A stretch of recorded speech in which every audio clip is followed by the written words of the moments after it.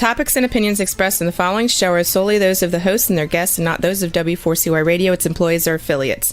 We make no recommendations or endorsements for radio show programs, services, or products mentioned on air or on our web. No liability, explicit or implied, shall be extended to W4CY Radio or its employees or affiliates. Any questions or comments should be directed to those show hosts. Thank you for choosing W4CY Radio.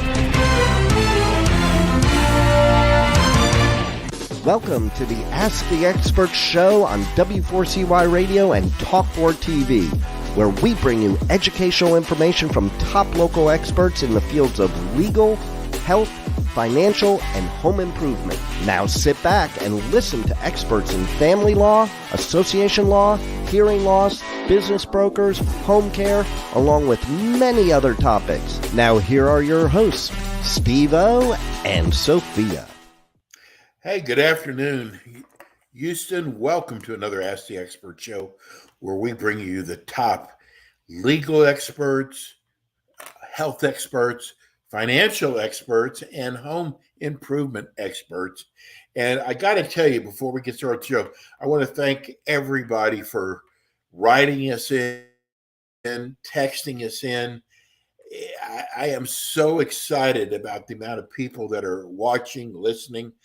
And because now that we are so embedded now in the Houston area, we are starting next month going to take calls. We will be taking calls from listeners, and you can write your text in. I think the show that's coming up right now is going to be probably the highest rated as to questions because it's a debt relief and tax relief show. And we are so lucky to have one of the top attorneys in the state of Texas. So starting next month,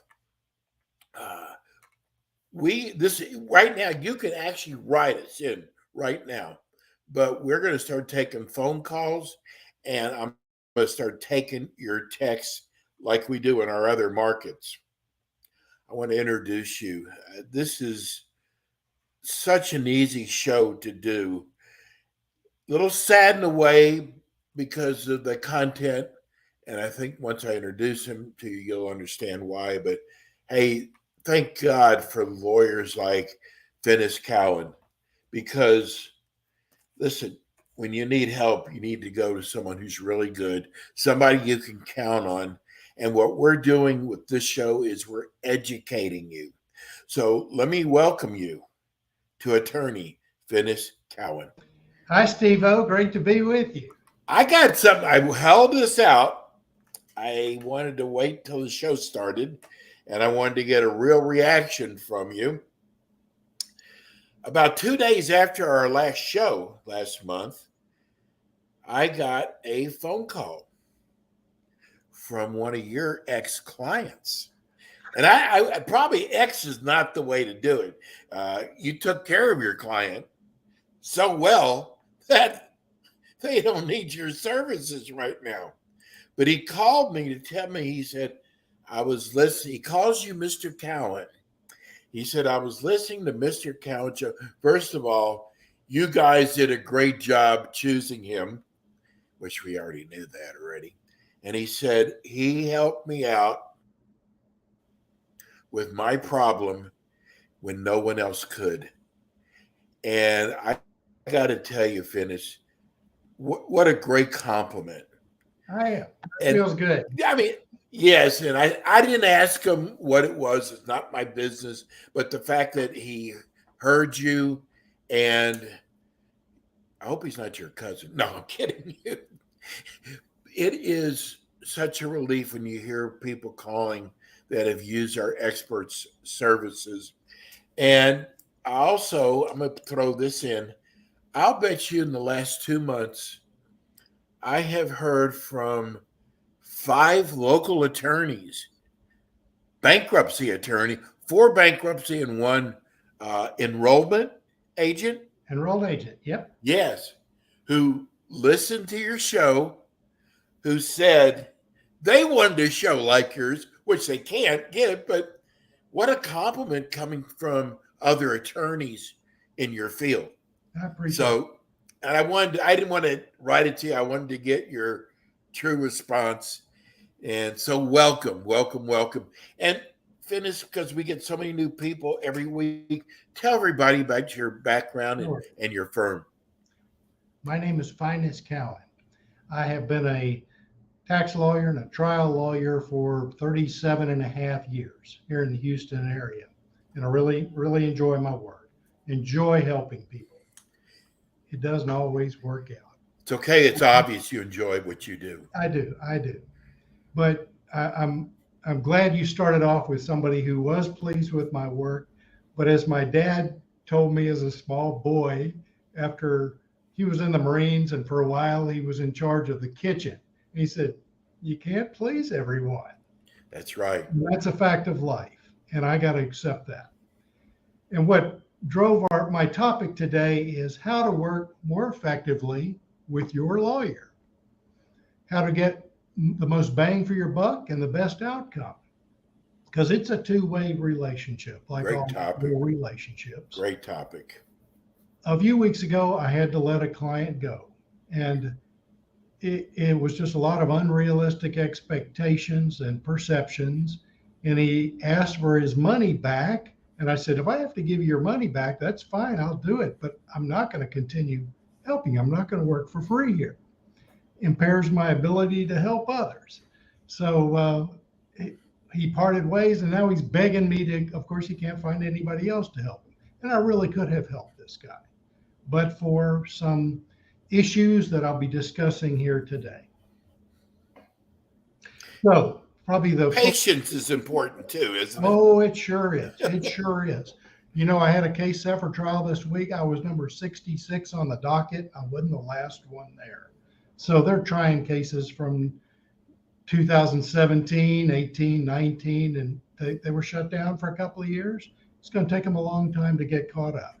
And I had another client this week ask me, "Can you get me any closer to the front of the line?" And I go, "Nope. You can ask for more time. You can't ask for less time. You're never going to get it. You'll lose points with the judge if I file something like that. We're not going to do that." But every lawyer, I'm sure, has had the experience of clients with unrealistic expectations that damaged or ruined a good working relationship or a potentially good relationship, or made it much more expensive than necessary. And I want to have some suggestions for people on how to avoid that. Now, I know it's the client's case. Oh no, I lost my picture. Okay. And I'm sensitive to that. And I know a lot of people who've come to me have been traumatized or profoundly disappointed by somebody before me. And we all come to the table with some baggage. And I accept that. All my clients are human beings, imperfect human beings. All lawyers are too. No, it shouldn't be a big surprise. But we meet folks in this business who don't appreciate what they face down at the courthouse as far as what's achievable in court, or that asking for way too much will alienate a jury, and more often than not end up getting nothing. You have to have a realistic assessment of the case and what remedies are available in the courthouse. I had someone in a contract situation saying, "Well, if I can't get the liquidated damages and negotiations, we'll go ask the court for them." No, you can't. The court is not empowered to grant those to you. And we just deal with that sort of stuff all the time. But people ask, why is this so important that you get along with your lawyer and with your client and really try? If your client fires you, you're going to have a much harder time finding a replacement. A lot of lawyers, experienced lawyers, will not even consider clients who've been represented by someone before. I don't believe in that, because I've taken over some cases with clients, and with proper management, we've gotten good results. But it's a red flag. It should be a red flag to everyone. If this is a client who stiffed his former lawyer, didn't feel like he owed them any obligations and expected magic wand treatment make his problem go away without performing his obligation. Life's just too short. So I want clients who are teachable, who are open-minded, have some humility that they don't know everything about this. That's why they're coming to someone who does have 37 and a half years experience. And what's the old saying? Experience is worth about 25 IQ points. I've heard that from more than one lawyer. It's true, and I've got my share of those kind of IQ points. But I have some suggestions. Go ahead. You go ahead. Let me ask you a question, because you see these forms that you can buy online about handling your own case, and doesn't that? I mean, I know there are people who are trying to save money. Doesn't that just get your goat when some of these people have ruined their own cases? And then they come to you and want you to bail them out. I ran into that yesterday. Someone had a lawsuit pending, and they were interested in having me pursue it, but they had already dismissed their case without the magic words. They dismissed it with prejudice, meaning they could not refile it. The case is over. If I filed the lawsuit again, the other side would say the thing has already been decided on the merits. We don't get a do-over. A 3-letter word, out, without prejudice, would have made all the difference. So yeah, the forms. They were trying to pay attorney. Yeah, and I think took some advice from someone who didn't know what they were talking about. And they may be able to refile that case, but it may take a few days in the law library to find out, and very expensive and risky to do. Nothing's more heartbreaking than trying a case, taking it up on appeal, and getting it thrown out, even if you won it in front of the trial judge and jury. But I wanted to make some suggestions on that initial call, because nobody wants their lawyer more intensely than when they first meet them, when they're first looking for them. So, and that's just natural human nature. But it's not story hour. Everybody has a story, and everybody's entitled to tell their story, but probably not during the initial call, before you found out much about the lawyer. And so I have some very specific questions that I need to ask people early on. And one of the reasons I do that, not only to get information, but to assess this prospect and see, is this someone who can listen to a question? Because nothing ticks off a judge or a jury more than a witness who's evasive. And the clients should be able to understand that. If they asked a lawyer or somebody a hard question, they'd expect a direct answer, not an evasion, or not a long story. So I've got to cut people off sometimes, and I always explain to them. I say, there's reasons I'm asking this question, but it's usually something like, if it's a legal malpractice case or something, tell me what this other lawyer did wrong in 2 or 3 sentences that caused you financial harm. Often they can't answer that question, and that's not going to be a good case. And it's my job to simplify things, but it's their job to tell the story in a way that juries with contemporary attention spans will hang on long enough to give them a chance, to give us a chance. So that's the first thing. One of the things I would think with your practices is getting your potential client to be 100% honest with you up front and not leave anything out and expect you to do a great job for them. And all experienced lawyers know that they're not going to get the full story at first. And we ask a lot of difficult questions, and we want to see the original source documents, that sort of thing, because people are mistaken. Human memories are fallible.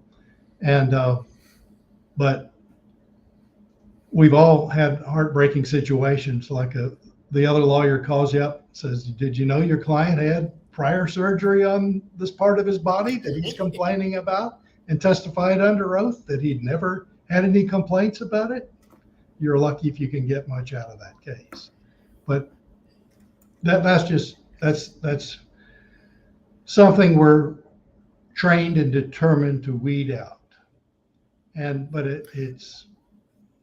We just got a text from a listener. Love the show. Great topic. They want to know, I guess what he's asking is, if there was a law that you could change, if there was a Texas statute you could change, what would that statute be? Well, I'm thinking of a tax statute that got changed, the U.S. tax code. I just don't know, state laws come to mind, but there is a federal tax change. It used to be that alimony was tax deductible to the person who paid it, and that the recipient of alimony, it was usually a she was taxable income to her. And that makes sense. It followed good tax policy of taxing the person who actually has the money to pay the tax. And in this case, it'd be the recipient. I'm not sure why they made that other than to just maximize tax receipts, but it made alimony much more taxing to people who otherwise could benefit from alimony and stretching out that obligation. And it'd save families money. It was a way of kind of making money by saving taxes, because usually the person paying the alimony is in a higher tax bracket and the person receiving alimony was in a lower tax bracket. So I thought that law was unfair and inconsistent with good tax policy. So that's an example. There's any let me just get this listener. He's been waiting. He wants to know if there is common law marriage in the state of Texas. Yes. Okay. Yes, there is. And there are three elements. Cohabitation, which is pretty common. Live together. Determined, living together. The other one is intent to be married, mutual intent to be married. And the third one is holding out. Somewhere along the point, they held themselves out as married to someone else, registered as Mr. and Mrs. on a hotel register, filed a married filing jointly tax return. And that's the three elements of Texas informal marriage, also called common law marriage. And I've had it come up recently, and they met, they didn't have the holding out. And I said, you weren't married. We can simplify things. But it can mean a lot of litigation and a lot of money over that. But if you do intend to be married and you don't want to go through all the ceremonial marriage, there's a way of ending any doubt about it, and it's just filing a form down at the county courthouse.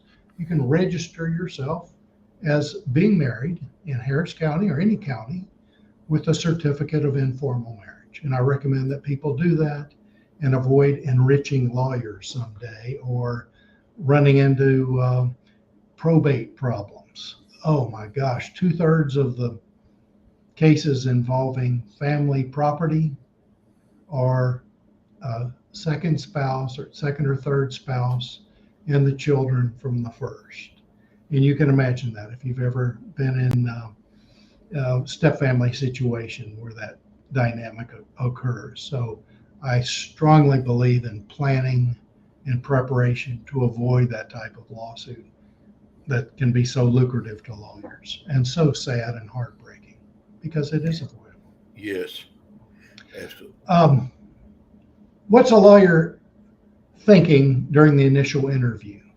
First thing he should be thinking is, am I the right lawyer for this prospective client? Often it's not a good fit, and I can tell right away, I'm not the right lawyer for you. Sorry, call the referral service back, or I do know someone who would be interested in talking to you and be qualified to help. I've had clients come to me that drove someone else crazy, and I was a better fit, and vice versa. So we're all unique. That's what makes horse race is interesting. Um, can I genuinely help this person? Do I have the expertise, the experience? Do I have the bandwidth, the resources, and the time in my schedule to help? Because there's a lot of lawyers who'd be excellent, maybe the best in town, but they're so busy that they're not going to be the best lawyer for this particular case. And I've seen that particularly in someone who had a non-compete case that was going to trial very soon. And of course, there were other more famous lawyers, but I got her an employment lawyer who was available and very well qualified, had clerked in that particular court and just got the best outcome. But she didn't have to wait. You know, if she waited 3 months for the number one lawyer in town, she would have lost the case. She would not have gotten the relief that she needed because it was very time sensitive. There was injunctive relief going on. So sometimes availability is the most important criteria.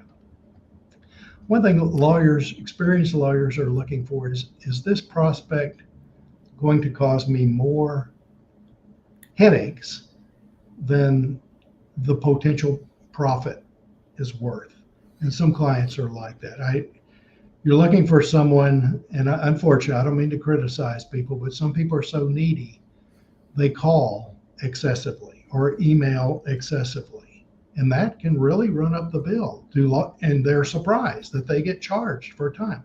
Well, I spend half of every day on the phone or on emails. Abe Lincoln said it best: a lawyer's time is his stock in trade.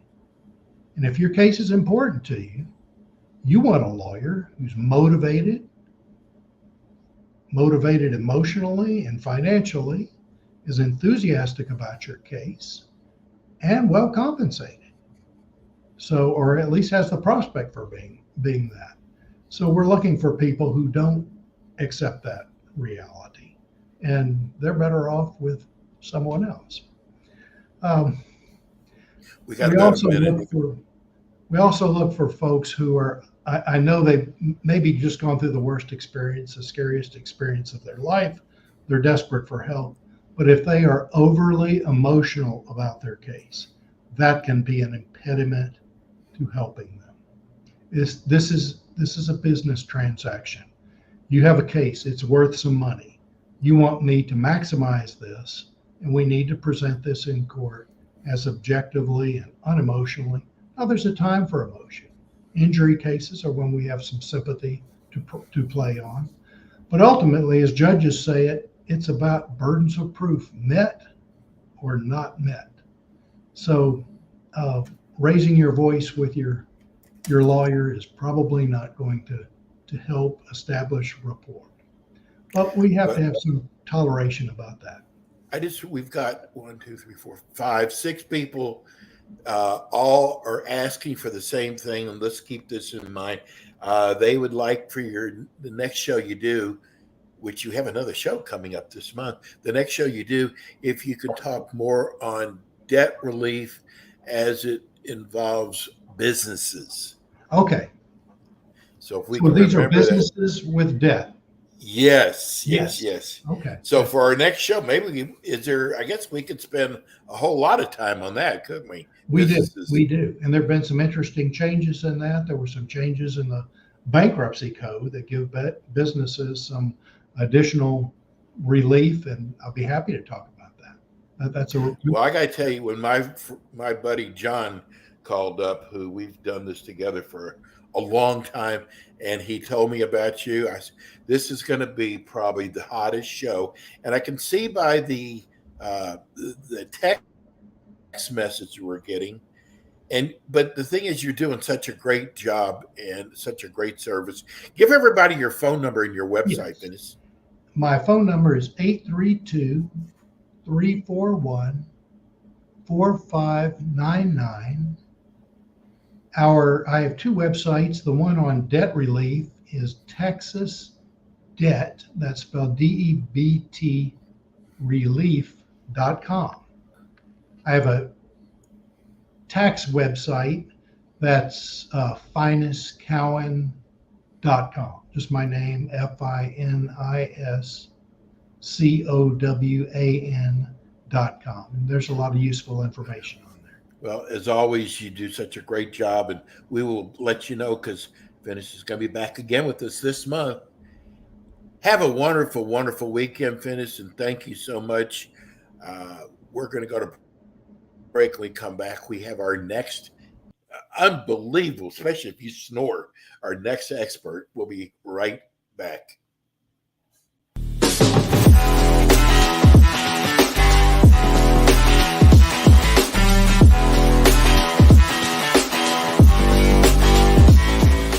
K. Bender Rembaum is a full-service community association law firm dedicated to the representation of community associations throughout Florida. On kbrlegal.com, you can learn more about their offices in Pompano Beach, Palm Beach Gardens, Orlando, Tampa, as well as throughout Miami-Dade by appointment. Several K. Bender Rembaum attorneys are board-certified specialists in condominium and plan development law and assist clients with all matters of community association legal issues while keeping them up to date on new developments that affect their associations. K. Bender Rembaum is also a well-known provider of free legal education for managers and board members. Contact K. Bender Rembaum today by calling 800-974-0680. That's 800-974-0680 to reach any of their locations.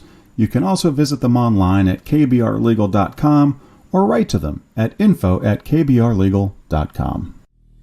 And we are back with the Ask the Expert show on W4CY Radio and Talk4 TV with your hosts, Steve-O, Sophia, and their expert guests. Hey, and we're back. We are modulating from Houston, Texas today with the Ask the Expert show. I am your host, Steve-O, and I guess we are waiting for our guests. Oh, there she is. Hello. I feel like I just talked to you several minutes ago. I know.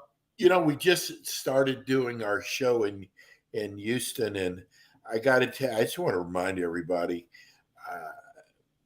our next guest has come up with a technique that is, I am learning more and more about it. I'm learning so much about it that I am going to become a client. And I'll bet you I will be endorsing this product. If you have a snoring problem like I do, you don't want to miss today's show. We have got probably, and she's such a sweetheart too, but she has come up with something that I feel like is God sent. I mean, if you snore, it affects your relationship. It affects your health. I mean, you guys, how many wives said, go in the other room, stop snoring? So we're going to go into that today. And let me tell you something. And this is something she has put together, Janet Bennett. She has put this together. And I'm going to tell you something. If this works, everything I'm learning says it is. And she's got so many clients who this has worked for. She's not telling you to put the CPAP machine away, but this is something that maybe you can wing off. That's what I'm hoping for me. So let me introduce you to Janet Bennett. She is a snoring expert, especially after we talked today. Janet, welcome to the Ask the Expert. Thank you. You are God sent. Oh, thank you. StopSnoringHouston.com. I'm glad I'm here today. Yes. So, we're getting so many new listeners now every week, every month. So please tell everybody about your background and how you got started with sleep apnea. Okay. So I'm a speech pathologist, and I've been in private practice for many years. And for the past probably 30 years, I have been specializing in working with people who have a tongue thrust and who snore. And you might be thinking, well, what in the world do they have to do with each other? Well, a tongue thrust is whenever when you swallow, your tongue might push the back of your teeth, and you might have buck teeth because of that. Or you might swallow with your tongue in between your teeth, and you have an open bite. But either one of those causes you to breathe through your mouth. So here's the important thing. If you breathe through your mouth while you're sleeping, you are probably going to be heard snoring. So that's the connection there. So that when we treat learning how to breathe through your nose, it also helps stop snoring. And if you're not snoring and not breathing through your mouth, then there's not going to be any way that you can get sleep apnea. So that's how all three of those work together. And so I was treating a 14-year-old football player, and this was in 2003. And I have a 7-week program. It's all tongue exercises. And so each week we would meet and learn different exercises, and he had to go away and practice them 2 times a day. Didn't take much time. So on his 3rd week of lessons, he came to my office, and his mom stuck her head in my door, and she said, "What have you done to Adam?" And I said, "Well, what do you mean?" And she said, "Well, he's always been the loudest snorer in the world. The windows would rattle, but now he's not making a sound." And I said, "Well, Adam, tell me more. What's going on?" And he said, "Well, it's true." He said, "I'm making better grades. I can concentrate more in school, and I run faster." Well, I was shocked. I knew nothing about snoring. Absolutely nothing. Especially the run faster. That's right. To me, running faster was more important.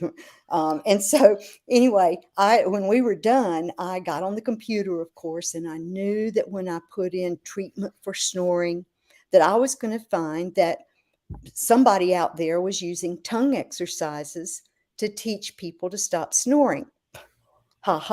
No one mentioned tongue exercises. They talked about the CPAP machine, which a CPAP machine can be very, very important and helpful and keep you alive sometimes, and if you can get used to it, it's great. So they had a CPAP machine. Of course, back then they had these big, bulky, ugly masks too. But also they would cut off your uvula. That's that thing that hangs down in the back of your throat. They would cut that off, hoping that that would stop the noise of snoring. Okay, not even thinking about why are they snoring. Okay. Yes, right. Or a dentist could make a $6,000 appliance that would pull your jaw forward so that your airway would get bigger. And I was just astounded, because when I looked into the percentage of success, it was hardly any success.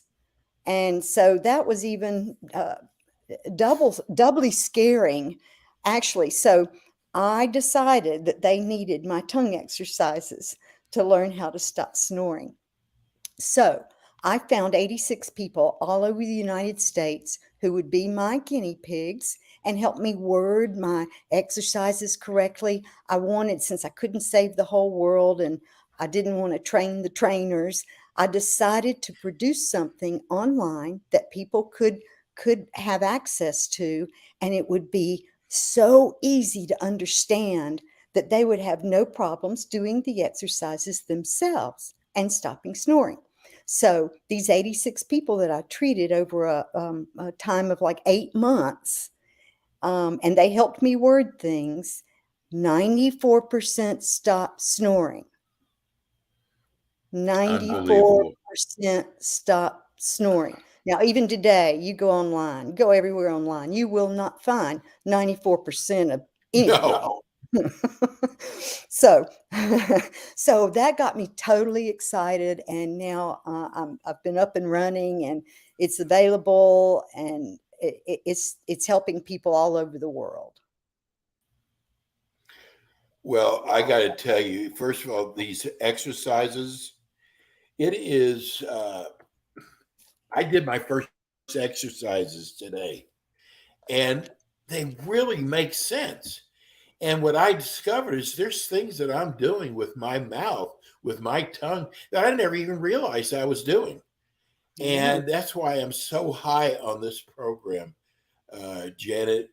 And, I still think you being a speech pathologist had some help in your learning, but, 80, 85, 86%, that is, I mean, No, I would 94. be happy with 70%. No, 94%, Steve. 90. That, I'm just saying what, it's not going to be 100%. right. That's But the main thing. I don't It's know. not going to be It could be. and I would, oh my God, that would be Well, incredible. so what would keep it from being 100% is if the person didn't really do all of their exercises 2 times a day. Yes, I could definitely see that. That's right. That's And right. you know what? Let's go back a little bit because, people, they hear the word sleep apnea, they hear the word, stop snoring. What's the difference? Well, it's really snoring can lead to sleep apnea. That's the key. So a person, for whatever reason, might start snoring, as a young adult, and then keep snoring, and they just their mouth opens wider and Right. wider while they're sleeping. They get louder. The windows start rattling, and anyway, in some people, that is going to lead to sleep apnea. So this is how that happens. Whenever you snore, so you lay down, everything gets relaxed, and your gravity will start pulling your tongue down. So it ends up partially blocking your airway. So hence the noise with the snoring and all that. Okay. But the more you do that, gravity can jerk your entire tongue down to block your airway. And that's when you stop breathing. And that's when your brain makes you snort to wake up. And that's when you would stop breathing. And some people do that 60 times an hour or more. You literally stop breathing. That's right. You stop breathing. And that's why you've got that movement and a snort to wake you up. But every time you do that, it damages your heart to some degree. So those people who stop breathing 5 times an hour may have the very same symptoms, and we can talk about that later, same symptoms as the person who stops breathing 60 times an hour. However, the big difference is the person just stopping 5 times an hour isn't hurting their heart as badly. Okay, so it's real important that you stop breathing that many times per hour. 5 times an hour or under is not considered sleep apnea. That's how harmless that is to you. Okay. Janet, I probably have had sleep apnea for probably about 10 years, and it can really be dangerous. Like you said, we just told you that you actually stop breathing. It's very hard on the heart. If you've got high blood pressure, you're probably going to have sleep apnea. But the thing is, if you walk into a CVS or Walgreens, they have a little department for people for stop snoring. And there's things you put tape on your nose. I got to tell you, I tried everything. None of those worked. And I finally got a sleep test, found out I had sleep apnea really bad. And I'm being treated with a CPAP now. What I'm trying to accomplish with Janet, because when she speaks, first of all, she's speaking from many years of experience. And even if I can get off the CPAP machine a couple days, and I got to tell you, Janet has never, ever put down the CPAP machine, told me to get off of it. She has never done that. And I never will. Yeah. So I just want people to know all those apparatuses out there. I never found one that worked. Yeah. Great ads, good ads, but I know. you got to take Convincing. care of this. Yeah. And So- you know what? If I just want to say this, I wish I'd have met you about 10 or 15 years ago. Again, I'm not saying this is going to get completely rid of my CPAP machine, But if it's going to make my life 50%, 40% better, I'm jumping on that in a minute. Good, good. Well, here's some other things that I would like for the listeners or viewers to think about. If you are sitting here or wherever, standing, whatever, listening to me and wondering, do I have sleep apnea, or do I have a tongue thrust, or some people have a lisp and they'll say thun for sun. Right. So I think most of us we know what a lisp is, and a lisp occurs because your tongue is living too far forward in your mouth. And that's a tongue thrust. And most people, not all people, but most people who have a lisp also swallow incorrectly because their tongue's not in the right place. Their tongue's pushing behind their teeth. And what that means, and it's hard to make this connection for a lot of people, but what that means is when you swallow, you have a weak swallow. Your tongue doesn't have the roof of the mouth to kick off from. It kicks off from your teeth. And so what happens is your swallow is difficult. It's difficult to make a swallow. You might not be able to swallow a pill, and you might cough and do all this stuff and just have a lot of trouble swallowing. So you have to learn where to put your tongue whenever you swallow. A lot of people say they feel something get stuck in their throat here, and that's because they have a weak swallow. All they have to do is learn how to swallow correctly, and it's easy. It So really is. yeah, it really tell the folks. Yes. I'll give you 2 seconds. Tell the folks what you learned today. Well, I You learned how to that what? First of all, I've learned techniques today that the tip of my tongue has always been the back of my teeth, where it should be at the top of the roof. There's a place where my tongue should be, and I'm doing techniques that are going to make me, because whoever thought about where their tongue is? I never did. Or if your mouth is open, Right. when you sleep.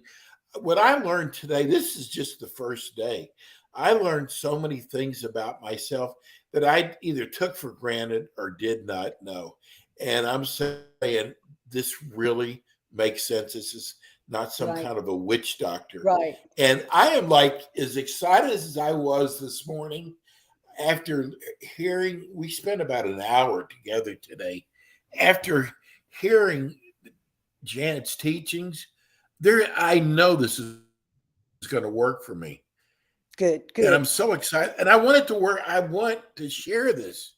And I know Janet wants to share this with everybody because it's kind of a tough life when you've got sleep apnea, from falling asleep while you're working Right. to maybe your Right. wife or husband kicking you out of bed. Because I Right. know, Janet, you've heard them all. That's right. That's right. So another thing that happens, or quite often is very important, is that a person has a tongue that's too wide for their mouth. A lot of people complain about their tongue feeling that it's just too big for their mouth, and they don't know what to do with it. It really can't go anywhere, So, and they might accidentally bite the sides of their tongue, and that's because the tongue gets in the way when they talk or chew. And so my program, I knew that, and I train people to keep their tongue on the roof of the mouth, but it's smaller up there than on the bottom. So we have to make the tongue smaller, skinnier. And so I have actually invented a tongue stick. Couldn't think of another word. Tongue Yes. stick. And because But you use tongue it trust, a lot of people had never even heard of that. I know. So you use it on your tongue in a special way to make your tongue skinnier. I know it sounds crazy. It really No, does, no, but it not me. works. It works. Okay. So you've got um, a tongue that's too wide, and now we have to think about how you breathe. Whenever you lay down to sleep and your muscles relax, do you find that your lips fall open? A person who I did. snores, they breathe through their mouth. If your mouth is closed, you're not going to be snoring. Okay. Also, the other thing is when you learn how to swallow correctly, That helps you learn how to keep your lips closed. So it's all connected. Whenever I teach somebody how to swallow better, they end up sleeping better, and they end up speaking better if they have a lisp. So everything's connected. Those exercises, yes, you're right. Speech pathology did help with that, because a lot of the sounds that people have trouble making, especially in R. You know, you've heard kids who say wabbit for rabbit, and an R, it's difficult to tell a person what you're doing with your mouth, and exercising the tongue, making it stronger and more toned is very important and helps kids with other sounds. So I was literally using what I knew about tongue exercises, and then I had to find the right ones that were the most important ones to fix the tongue thrust. So that's what those 86 people helped me learn to do. So, Yeah, I got to tell you, I mean, and you do like a whole, I would call it like a history and physical before you get started. You've got that's a lot of questions that you that's ask. right. And the reason is we don't realize the things that are connected with snoring. I'm just going to pick out snoring, but it's also if you have a tongue thrust or sleep apnea too. But a snorer might have restless leg syndrome. A snorer might wake up with a dry mouth, wake up with a sore throat that goes away pretty quickly, wake up with a headache that might last 30 minutes. You surely will be waking up tired. If you snore, your lips are apart.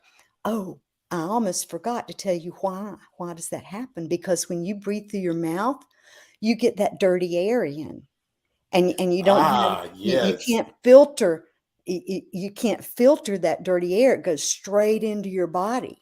Okay, so when you breathe through your nose, it warms the air, and those little hairs in your nose filter the air. So you get clean, warm air in. I'm going to go a step further. If you need to research this, do that. Nitric oxide, nitric oxide, is a gas that we make, and it's most of it is made in the sinus area. So if you breathe, our body really needs nitric oxide for many reasons, which you can research. I'm not a doctor, but it helps to regulate while you're sleeping the oxygen flowing and blood circulating, just all different parts of your body it hits on to help regulate it. But if you breathe through your mouth, your body cannot make contact with that Right. gas. And so if you breathe through your mouth, you are not getting the the good things that happen when you get nitric oxide. When you breathe through your nose, you can. So that makes all the difference. Right. And so when you are mouth breathing, let's go back a few more things. You might find that things get stuck or you feel like something's stuck in your throat. You might, after you eat a meal, you might feel bloated. I know a lot of people complain of always feeling bloated or having stomach problems after they eat. You know why that happens? Because when you're chewing your food, if you are a mouth breather, when you're chewing food, normally your lips are closed for quite a while, especially if you took a huge bite. Okay. And so then if you can't breathe through your nose, you're going to have to open up your lips at some point during that chewing action. So that's why some children smack their lips, and the parents are always, close your mouth, Johnny. Don't eat with your mouth open. But what is the truth is, Johnny can't help it because he can't breathe through his nose, and he's got to take air in while he's chewing. So Right. parents out there, if you have kids who are smacking loud at dinner time, you need to investigate that and see if they can even breathe through their nose. Stop punishing them. Well, right. But this is called air gulping. So while you're chewing, you're gulping air, and then it gets in your belly and it makes you bloated. Makes sense. You can control it very easily by learning to chew your food with your lips closed. Janet, I love this program. Good. I I'm glad. I am It is so easy. excited about it. Remember I told you only have to exercise 2 times a day, Right? right? times a day, and it takes about 15 minutes for you to do your exercises. The And they're exercises, easy exercises. They're they're not hard at easy, all. they aren't hard, and they never hurt. Okay, this is important, very important. The other thing that I've done recently is I'm always trying to look at ways to help make it easier for those of you who need this program. I have created a website now where I share that website address with you, of course, and you go there. Let's say lesson 1, you have 3 exercises. So you go to that website and you will see me sitting at my desk in my office, and I'm waiting for you to join me so that we can do the exercises together. You don't have to know how to do the exercise. You don't have to remember how many minutes you're supposed to do it or how, I will do it and you just copy me.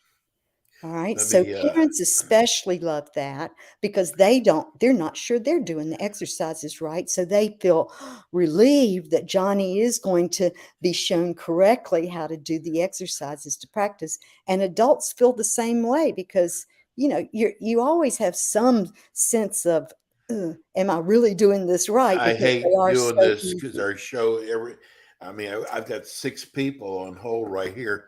Janet, you're going to be back with us again. Yeah. You're in our other markets. Give everybody your phone number who's not watching. Okay. It's 828-273-9888 and stopsnoringhouston.com. Love it. Janet Bennett. Janet, thank you again so much. And you're going to be following my progress. So stay tuned. We'll see you soon. God bless you, Janet. Have a good Thank weekend. you. Okay, you too. Bye. That was Janet Bennett. Folks, give this a shot, please. It's only for your health. We got to get out of here. We ran a little late today. Thank you, Juan. Have a good weekend. We will see you next week with more Ask the Experts. Thanks for tuning in today to the Ask the Expert show on W4CY Radio and Talk4 TV. Tune in next week and every week to hear more from our experts on personal injury, insurance, air condition repairs, estate planning, Medicare, and many other topics in the areas of legal, health, financial, and home improvement. See you next week.